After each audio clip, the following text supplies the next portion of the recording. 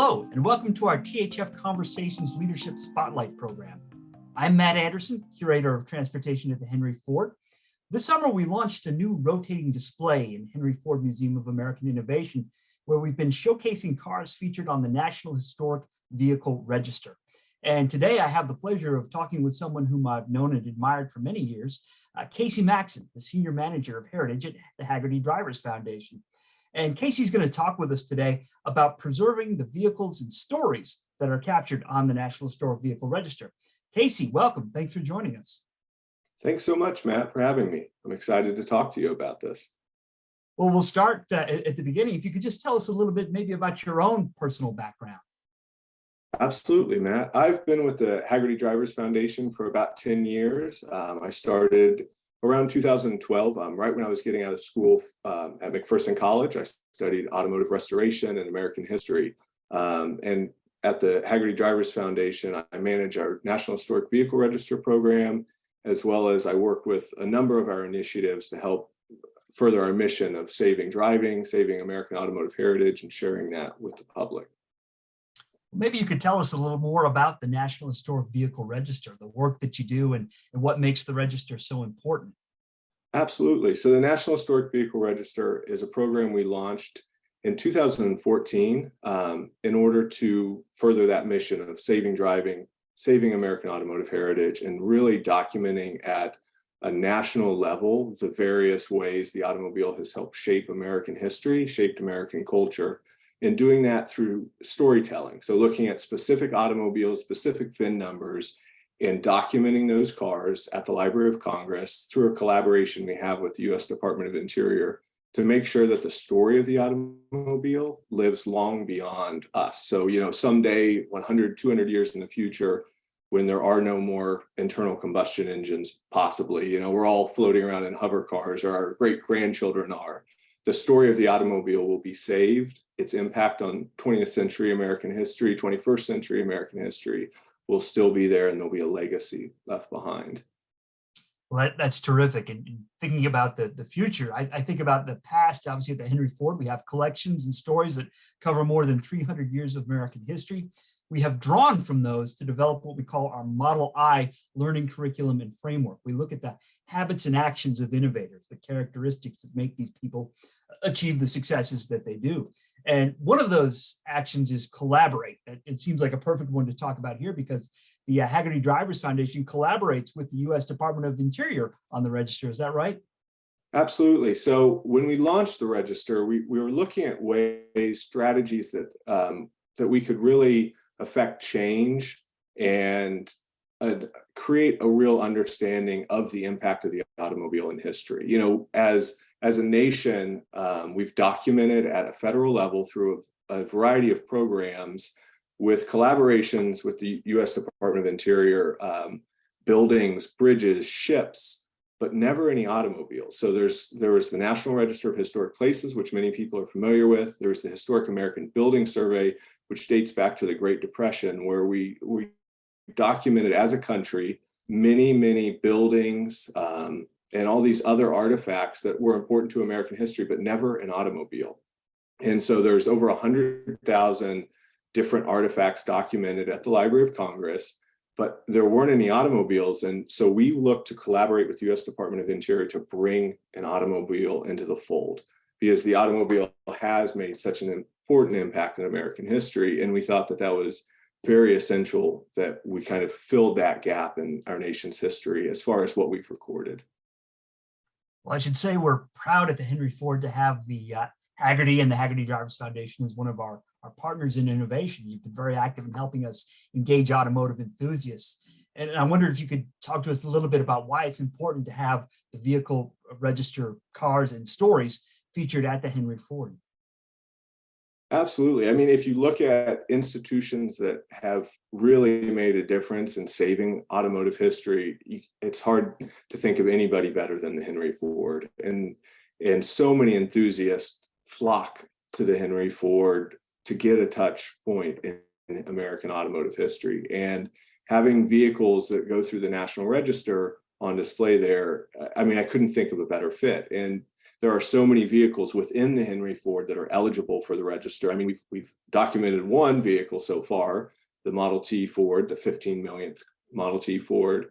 But to bring other vehicles in and have them on display for the many enthusiasts that come, and even the general public. I mean, everything we do is geared both towards automotive enthusiasts, but also bringing the general public into the fold through various storytelling. And I think the collaboration between us and the Henry Ford, the Hagerty Drivers Foundation, and Hagerty to bring cars within the National Historic Vehicle Register to the museum, it's really important. You talk about storytelling there, which makes me think of another one of our actions of innovators, which is to uncover. And I'm curious, I know you do a lot of research on each of these vehicles that gets added to the register. How is it that you do uncover some of these great stories? So really a neat part of the National Historic Vehicle Register is, we really take a deep dive on each car. So you might be surprised, or people are generally surprised to find out we only add 2 to 3 vehicles a year. There are 32 vehicles on the National Historic Vehicle Register. And the reason there are so few, I mean, we're a small crew that works on this, but we also make sure that when we do the research for vehicles that go on the National Register, it's not just putting a bow on the car and listing it in the Library of Congress. We're really taking a deep dive in its history. Months of research will go into each car, so that there are many vehicles like the car behind me, the Ferris Bueller car, which is there at the museum at the moment. It's the first car in this rotating display that people know. We've seen this car, they're famous cars, but the story behind them hasn't truly been told. It hasn't been researched thoroughly. It hasn't been put into the Library of Congress where people will read about it for 400 or 500 years. So we take the extra time, the extra due diligence to find out the story behind it. We meet with all the people that built the cars or that drove the cars and find out just fascinating details. For instance, the Ferris Bueller car, underneath it on its frame, there are these scrapes. And you think, how in the world did these scrapes get here? And like divots in the steel. And so as we're learning about its history and talking to the gentleman that built the car, we learned that the famous Ferris Bueller scene where the garage attendant takes the car and goes joyriding and they jump the car. Well, they actually did that. And so, from what I understand and what my colleagues understand is that those divots in the steel, it's actually from when the car landed, from doing those jumps, because they had to do that take so many times, because there's no other explanation for how those would be in that spot on the frame rails. And so it's stuff like that we'll document. The National Historic Vehicle Register, it's important to point out, it has 4 main components. It has a written report that documents all the vehicle's provenance, who owned it, when it was restored, if it's a race car, when it was raced, that sort of thing. And we save all that into a written report that goes to the Library of Congress. We do detailed photography, so we'll photograph things like those scratches on the frame. And then we do a laser scan and 2-dimensional line drawings. And then we also will do a documentary video on many of these vehicles where we interview and put out those oral histories on these cars. I'm struck by the variety of vehicles that are on the register right now. There are cars from pop culture, like the Ferris Bueller Ferrari or the Back to the Future DeLorean. You have vehicles that are involved in larger national stories, like the Volkswagen Transporter, which was used by civil rights activists in South Carolina. You have important production vehicles, like the 15 million Ford Model T, not incidentally in the collections of the Henry Ford. And then race cars, of course, like the 1911 Marmon Wasp, which won the first Indy 500. Of all of those vehicles that have been added to the register so far, and this may be a tough question, do you have any favorites, maybe 1 or 2? I mean, that is a tough question. I'm sure that's a question you get as well. It's like, picking a favorite kid or a favorite pet. You have so many of these cars that you become attached to. And as you mentioned, all the cars that go in the register have wonderful stories. They wouldn't be in the register if they didn't. But one story that does stand out to me and I kind of connect to personally is the Black Ghost. It's a 1970 Hemi Challenger that we documented recently.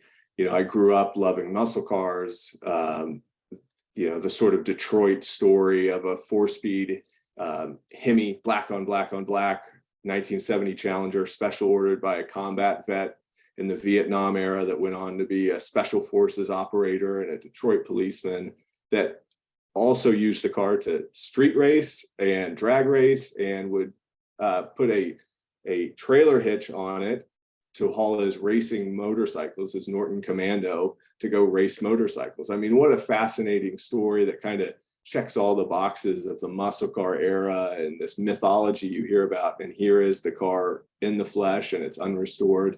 That's certainly a highlight of one of the cars we've worked on. Yeah, those are great choices.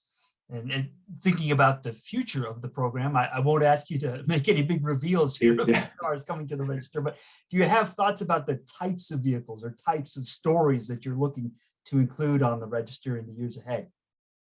Absolutely. For the register, we try and take a hard look at each decade of American history, primarily the 20th century, and break down some of the important moments in our history and see, what automobiles, what stories, what themes have we not covered? What themes are important to cover?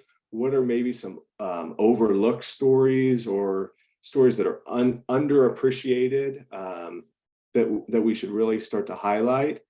And, we have a long list of cars and types of cars we'd like to focus on. Without revealing too much, I'll tell you, we haven't done anything with drag racing cars. So there's a lot of waterfront there, obviously, one of the great motorsports in American history. We haven't done anything with women in the automobile, unfortunately. So there's a lot there to cover. Pickup trucks, professional vehicles, commercial vehicles. So there's still quite a bit of waterfront out there. We've done a lot on some of the early pioneering vehicles, or a couple of them. We'd like to do, there's so many automakers that have existed in the country, something like, everything from over 2,000 different manufacturers across the country in the history of the automobile in America. So even if we did one car from each manufacturer, which eventually we'd love to get there, I mean, we've got our work cut out for us. So long years ahead and many more cars to add for sure. It's a great program. Plenty more to bring to the museum, that's for sure. I like that. Well, thank you, Casey. Thanks not just for taking time to talk with us today, but thank you for the work that you and your colleagues are doing at the Hagerty Drivers Foundation. And thanks to all of you, too, who have tuned in to watch us. We invite you to come in and join us at the Henry Ford, visit the museum and see the cars on display at our campus in Dearborn, Michigan. And we also invite you to visit us online. You can go to thf.org to learn more about the National Historic Vehicle Register and other artifacts and stories that inspire us every day. Casey, thanks so much. Thank you, Matt.